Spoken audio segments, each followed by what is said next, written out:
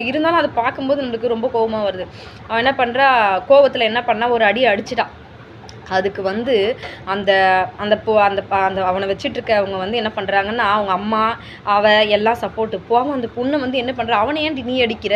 அப்படி சொல்லிட்டு இந்த பொண்ண போட்டு அப்படியே பலார் பலார்ன்னு அடிச்சு, கீழ புடிச்சு தள்ளி, முந்தானைய புடிச்சு வலிச்சு, அவன வீட்டுக்குள்ள கூட்டிட்டு போயிட்டாங்க. அவ கேட்குறா, "அப்ப பெத்துக்கனவ தான் காப்பாத்துனா, இதெல்லாம் சம்மந்தம் இல்லையான்னு" அதான் கொஞ்சம் கெட்ட வார்த்தைலாம் பேசிப்பாங்களே, அது மாரி கேட்குறா.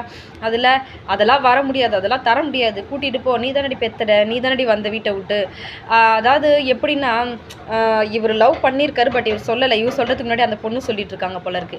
அதனால நீ தானே என் பின்னாடி வந்தன்ற மாரி, இப்போ இந்த பொண்ண வந்து டார்கெட் பண்ணி, அதான் அவசரப்பட்டு வாழ்க்கைய வந்து என்னதான் மனசுக்கே புடிச்சிருந்தாலும், கடவுள் விருப்பம் இல்லன்னா வந்து யாருமே தயவு செஞ்சு தன்னுடைய வாழ்க்கைய தானே கெடுத்துக்காதீங்க.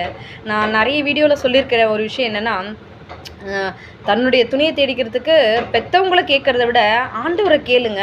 ஏன்னா கடவுளுக்கு தெரியும் உங்கள் வாழ்க்கைக்கு அவரை நம்பினவங்களை வந்து என்றைக்குமே அவர் கைவிட மாட்டார். நான் வந்து அம்மா பேச்சு கேட்டு தான் கல்யாணம் பண்ணேன். நல்லா இருக்குன்னு சொல்ல முடியாது, நல்லா இல்லைன்னு சொல்ல முடியாது. ஏதோ போதுன்ற மாதிரி ஒரு வாழ்க்கை தான் போயிட்டுருக்கு. எப்படி சொல்ல, அது வேறு விஷயம்னு வச்சுக்கோங்களேன்.